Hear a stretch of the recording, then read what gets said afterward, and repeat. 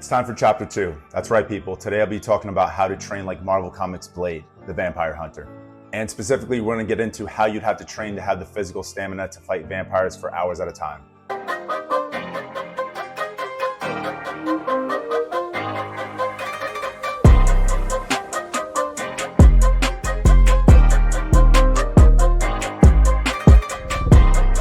So as I said, this is chapter 2 of my Blade series.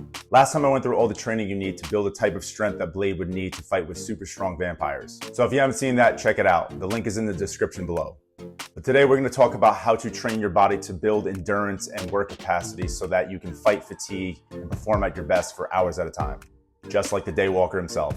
And at the very end of this video, I'm going to give you a full, unique workout on how to train this. So let's talk about the superhuman stamina that Blade is shown to have in the comics. This comes directly from Marvel.com.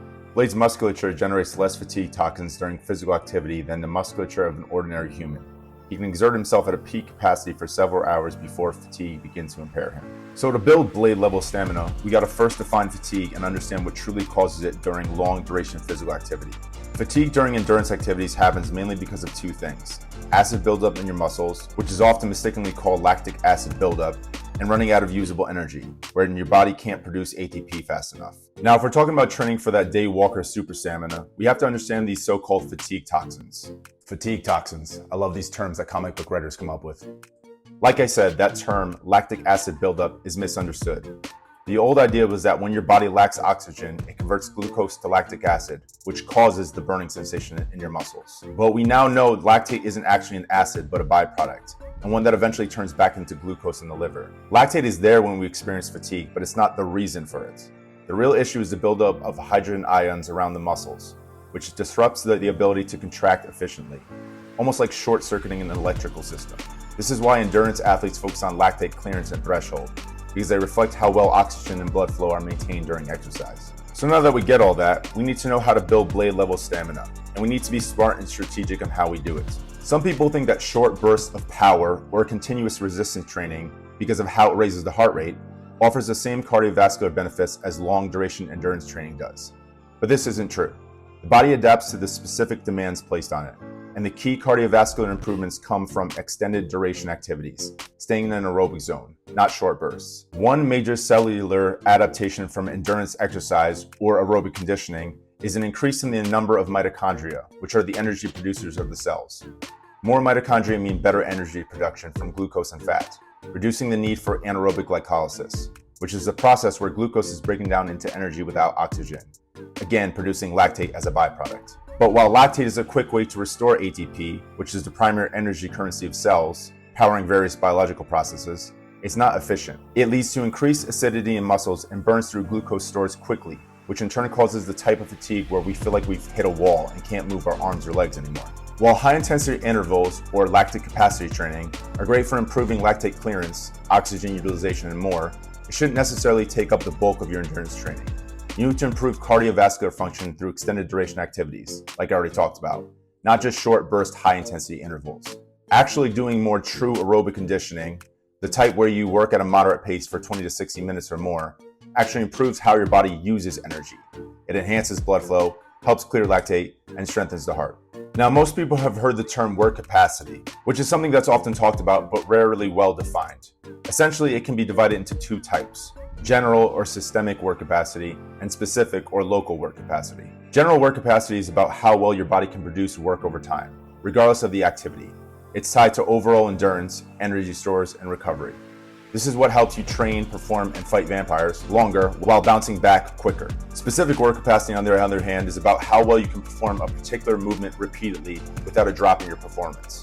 It's more targeted and depends on the muscles and movements specific to your sport or activity, such as vampire slaying. Improving general work capacity enhances overall fitness and helps you use energy more efficiently. And as you probably guessed, it must include aerobic work. But specific work capacity is more specialized, like a powerlifter improving the number of quality sets that they can do in a session.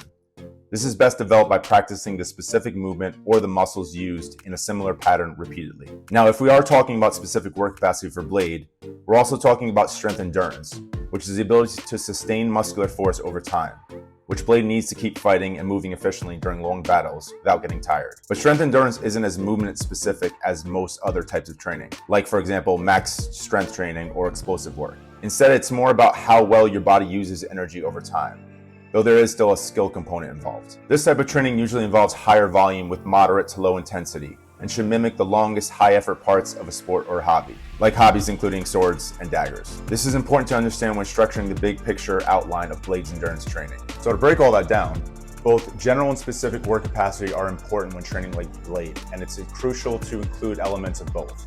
You need more than just strength to fight like Blade. You need a body that's capable of enduring long battles and recovering quickly. So what's the big picture here? How do you build a body capable of that? Let's take a step back and address all types of conditioning, including aerobic, lactic, and alactic. For aerobic conditioning or capacity, we need long, slow, and steady workouts at a lower heart rate. This means moderate exercises like jogging, rucking, or cycling for 20 to 60 minutes at a comfortable pace. Lactic capacity training is the idea of doing high-intensity efforts, like sprints or interval workouts, lasting anywhere from 20 seconds to 4 minutes. Followed by equal or slightly longer rest periods. This could be something like 30 to 60 seconds of effort, followed by 30 to 60 seconds of rest. Alactic capacity power training, it's all about how fast you generate energy without needing oxygen, useful for quick, explosive activities. Training for this involves short bursts of high power like sprints, continuous medicine ball slams or throws, or explosive free weight movements lasting 6 to 10 seconds, followed by 10 to 20 seconds of rest and then repeating. So basically, aerobic training boosts your endurance for long periods, lactic capacity training helps you push through the burn of intense efforts, and then alactic capacity training improves your explosive power for short, powerful bursts. Each type of conditioning needs to be trained on its own, and it's important to avoid too much overlap. The training should stay specific. Many people push too hard on their lower intensity, longer duration focused conditioning, missing out on both the benefits of intense work and the recovery and the cardiovascular endurance that the aerobic conditioning could provide. But to train like Blade, you have to increase work capacity across the board, not only building general endurance, but also more specific work capacity by increasing trunk, lower and upper body strength and endurance and durability. You would need to focus on both upper and lower body local muscular endurance to continue to throw punches and kicks for long fights. So including things like weighted carries and pull-ups in a conditioning circuit would be very helpful. You'd also need a strong, resilient trunk to help transfer the power of his strikes and to build up the bone density in his feet, ankles, and knees. So rucking or light jogging with a weight vest can be great for this. The key is to add specific local work capacity, building strength endurance in specific muscles and movements while keeping to an aerobic zone to sustain high performance throughout any fight, no matter how long or intense. Most people don't need help figuring out a good high intensity workout. Truthfully, many people do these more often than long duration aerobic work because, well, it takes a long time and so can be pretty boring. So I'm going to focus on a better way to train in this aerobic zone. What you can do is mix lower intensity rhythmic repetitive activities like running, cycling, rowing, rucking with occasionally higher intensity bursts that can challenge the specific muscular endurance that you need. But rucking or running by itself won't address those other areas of specific work capacity. You can train all those other areas separately, or you can be a little more creative. And creative training is sort of my thing, so I created a workout just for this. And made the coaches who work for me do it with me. So I'm not going to leave you hanging here. I'm going to show and explain this workout that mixes lower intensity running with higher intensity surges. Go through all this continuously for 30 minutes. Walk upstairs or uphill with a heavy medicine ball, sandbag, or rubber atlas stone, trying to go for about 15 to 20 yards. Then lightly run for 0.5 miles or 5 minutes, whichever comes first. Once you're done with that, do med ball slam into rotational throw, doing 5 reps each side. This is one of those short bursts I talked about with rotational movements specific to what you need to make clean cuts through vampire necks. Then do gata swings, 6 to 8 reps each side. This is an example of building that local muscular or specific work capacity while keeping to an aerobic zone. And I'd say it's pretty specific to Blade. I mean, it's literally swinging something that could be a weapon. Follow that with some sled push variation for 60 feet or 20 yards, keeping the weight and pace manageable to stay in the aerobic zone. If you don't have access to a sled, you can do walking lunges instead. Finally, do as many weighted pull-ups as possible in 20 seconds, removing the weight vest or doing regressions as needed.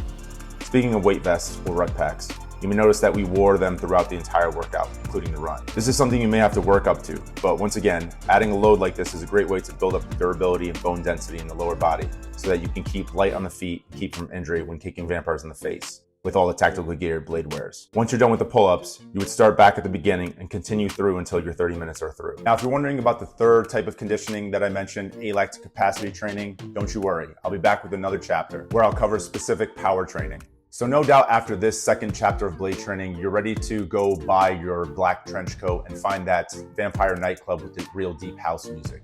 So let me know how your first hunt goes down in the comments. But even if you don't do that and you still found this interesting, leave a like, let me know in the comments, and I'll see you next time they shine my light in the sky.